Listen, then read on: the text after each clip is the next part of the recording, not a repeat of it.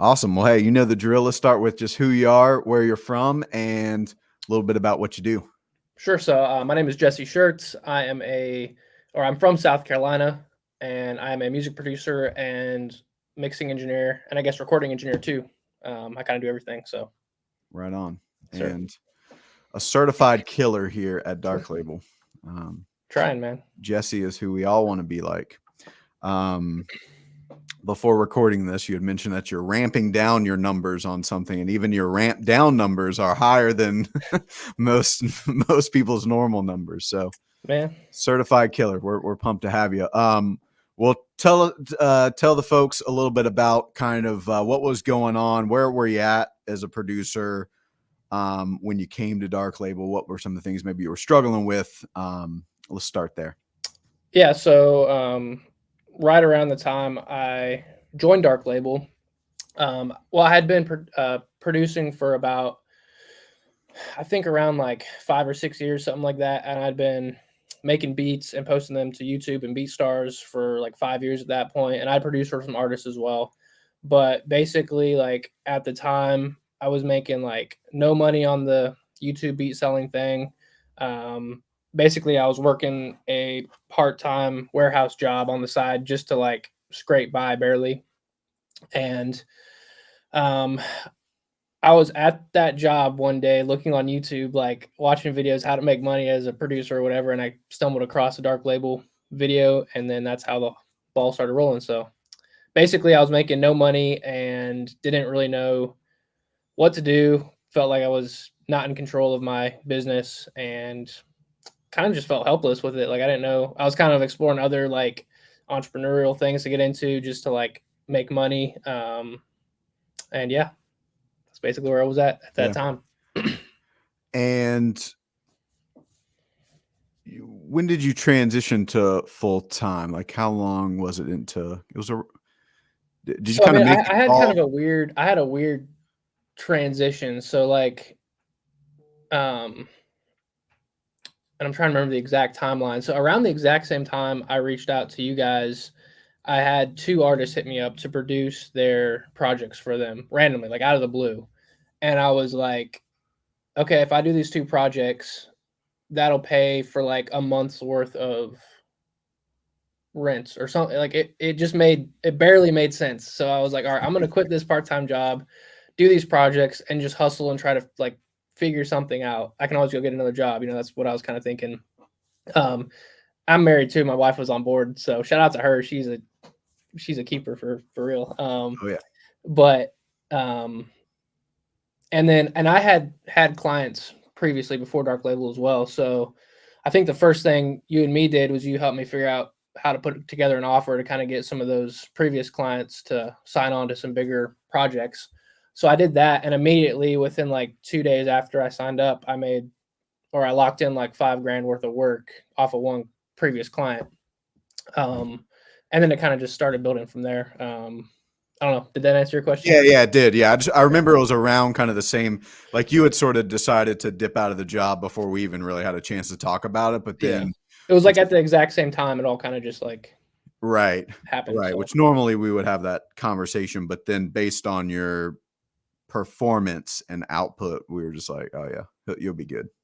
it was definitely a risk, but I mean, like, had to do it. So I wouldn't probably recommend it for everybody, but Neither would we. But yeah, no. Once obviously you brought some stuff in pretty quickly, just kicked up some old, previous work relationships, and your financial, but you weren't quite dire necessarily either. You're pretty smart with I finding. mean, fortunately, our living situation was so cheap that it was like Right. I could Yeah. go get another job and pay rent in like a week of. I mean, it Sure. was Yeah. so Yeah. that definitely also like played a part in that as well. So Yeah. I want to do a video on the YouTube channel where I kind of break down because like how to go full time is not just the marketing side, but like when to make the decision to do it and go through different because it really is. I mean, we have some videos about it, but yeah, it can depend on the person. But maybe I can get people just some different examples. Like, hey, if you have this but not this, yeah, you're probably gonna be all right. But if you like don't have this, and don't have this, like let's wait until you have X, Y, Z and give Yeah. people some guidance, because a I lot of think people that's go another thing full too time. before. Oh, go ahead. Go for it. I was gonna say a lot of people go full time like too soon, but like you went full time, but one are killer in output, like top. I'm not saying this to blow smoke, but like most people don't have the output you have. Like I don't even have it, So, and people, they don't have to have that to succeed, but it's like that's something to take into consideration. Yeah. And we've had some guys in the past in Dark Label that have had that. They're rare, but we've had them, and like I usually feel okay about those guys. If anything, their problem is sometimes they'll grow too fast, and then we have all these big things to undo. But like, but yeah. So I mean, I think you are going to be probably fine. I think too, and we'll probably get into this later. Like something that I struggle with is I just didn't know like what to focus on and what to put my attention into. If that makes sense, like that transition period when I did like go full time, technically, like as I did that, you guys helped me figure out, okay, how do I like what do I need to focus on day to day? What are the things that are going to build the business and like, you know what I mean? Because it's more than just making music, you know. I think the biggest thing too, and we're kind of talking about question 3 here, kind of what are things like now, what happened. Yeah. We're just repositioning you. You came to us as kind of more positioned as like a beat maker, and that makes sense if you were doing more of the YouTube stuff and all that, which you've kind of come back to, which we can talk about because it's not, we're not all against that necessarily, but I just knew you had more in you as like you were a record producer, in my opinion. Yeah. And funny enough, like you came to us more as like a beat maker, and a lot of even the portfolio you had was kind of leaning kind of hip hop, pop hip hop vibe. Yeah.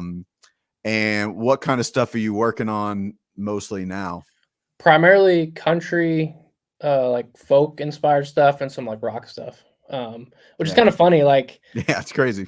like through this, because I think when I started, and the whole reason I kind of got into the country thing was the first artist that reached out to me that wanted me to do a project for them when I quit that job and then joined up with Dark Label. It was like a country artist. So then I was like, and randomly I'd posted like 2 country beats on YouTube, and he happened to find those, and then that led to that work. So I was like, maybe I should explore this more. And then through that, I just kind of like really fell in love with it. And I'm a guitar player. I've been playing since I was like 9, so it's very like obviously guitar driven music, which is just like perfect. So I've been able to really like land some good clients and do some great, or I think is some cool stuff in that kind of niche and genre. So yeah, it's a cool era for it. You got the beat background, which is kind of becoming more prominent in that world, has been for a few years now. And if you are a player, multi-instrumentalist, it's a genre that appreciates that. It's like everything in my life just like culminated into that. And it's just like, this is perfect. So and you're from South Carolina, so yeah, exactly. Yeah. it's not a stretch. Well, hey, describe to us some of the wins or takeaways or things that you've been around for about a year now. Tell us about that. I would say the biggest win overall is just knowing how to go out and get work no matter what, like, because there's going to be down seasons no matter who you are or what you're doing. I mean, obviously that, you're going to have less down seasons the more you build your business and stuff, but just knowing how and being confident in how to go and find work and like get work is, I'd say, the biggest win for me. That's just like made me so confident because no matter what, I can just go put the work in and find people to work with. Also just I feel like my communication skills have grown like a lot with just talking to artists and being confident on the phone, even talking numbers. Like I was literally on a call yesterday with a person I'm onboarding, and I mentioned my full price, no hesitation, like just confident. That is a huge win for me personally. And Absolutely. say what?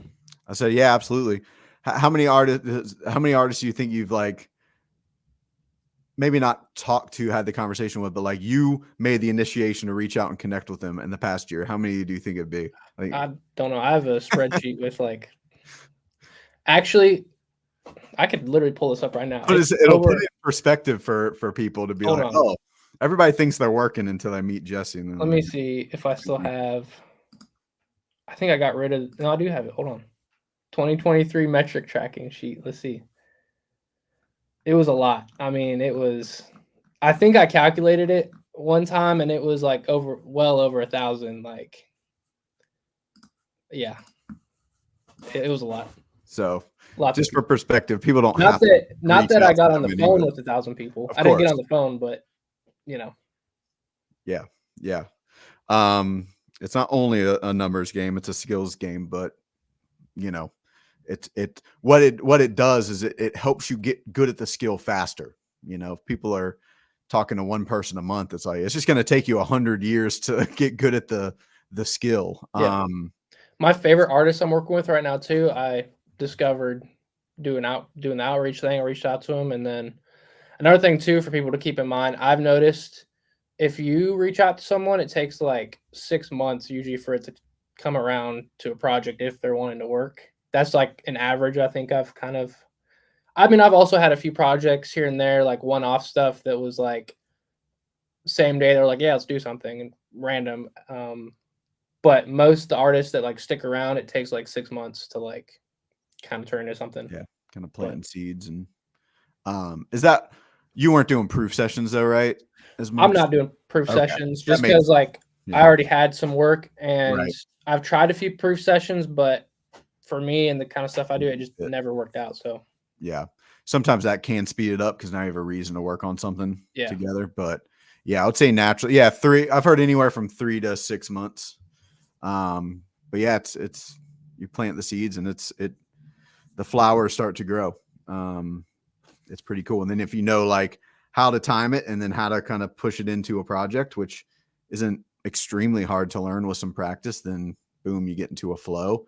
Yep. And I like James's thing about like the burner, right? Like with networking and stuff. I mean, you could apply this to anything. You could apply it to content or anything that you do in your business. He's like, it's never fully turned off. It's like either on a low simmer if I've got like a lot of work going on, Yeah. but I'm never turning it completely off. Or if I don't have as much going on, it's you know Mhm. a roaring Well, that's what I was talking about earlier about knowing how to go out and get work and stuff. Like you always have that mm-hmm. outreach, no matter what. You just keep that going, and you'll be good.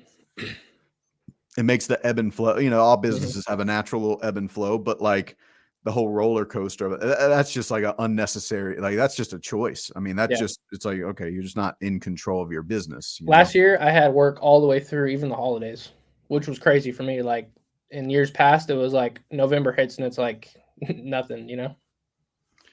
I remember those days. Yeah.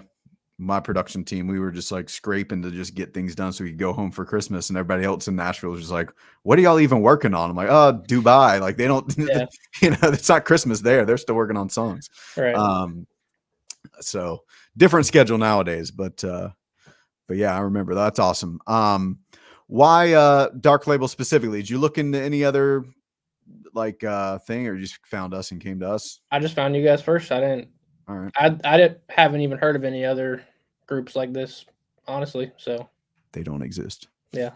I mean, yeah, like I But said, one day kudos to content though, you know. for sure. I mean, like I said, I was at that warehouse job on YouTube trying to like learn stuff and found one of your videos. That's how it Yeah. worked. So Well, there's other guys that do talk about videos, and some or do talk about videos, have videos talking about this stuff. yeah. And I'm sure, you know, courses and different things like that. But yeah, cool. Yeah, tell us about like your experience so far in the community aspect. That's something I try to get people to talk about here. Is the only thing you don't really see. You know, you can hear Dan talk and see videos with Aaron and us talking about strategies and things like that, and even like the little workshops and stuff. But the only thing you can't really see unless you're in it is the community. How's that been for you? Yeah, I mean, it's been great. I mean, I've obviously connected with a lot of people in there and keep up with a few people in there on like a fairly regular basis and have made new friends. And I've actually hired at least one person from the group to do keys on some projects. So, I mean, it's a great network for that aspect, like bringing other people into projects if they have skills you don't. And just the overall, like everyone has different approaches and you might get ideas from different people. Like I would have never had the idea to do the whole TikTok ad thing if was I always forget his name. Marshall wasn't in the group, you know. So it's definitely a great. I think just being in there every day too is nice to be around other people that do the same thing, and it's like you're not alone in this, you know. Yeah, bit of a Um, yeah, support element to it. Group therapy. yeah, it's been awesome. Love it. Okay, sweet. Well, hey, any advice that you would give to some producers that may have been in your situation beforehand, didn't felt like they didn't have, control, or maybe they were in a market that wasn't as, fruitful for them, like not just, hey, go hire Dark Label, but like what, if it was just a buddy, what advice would you give them? I would say, and I have a friend that uh, I introduced to Dark Label, and he joined. So, um, but yeah, I would say just like try to find someone who's done what you want to do, or at least can give you some direction. Because, like, at least for me personally, my whole mindset usually is just work harder. But like, if you're doing the wrong things, you're just gonna dig a bigger hole for yourself probably. So I would say find help, figure out what you actually need to be doing. And yeah, I mean, I would say join up for Dark Label because there's no one else really doing it. I mean, Told honestly, you but not to, but you said it. yeah, man. Well, we appreciate it, man. Thanks for doing this and sharing your story and experience. Of course, man.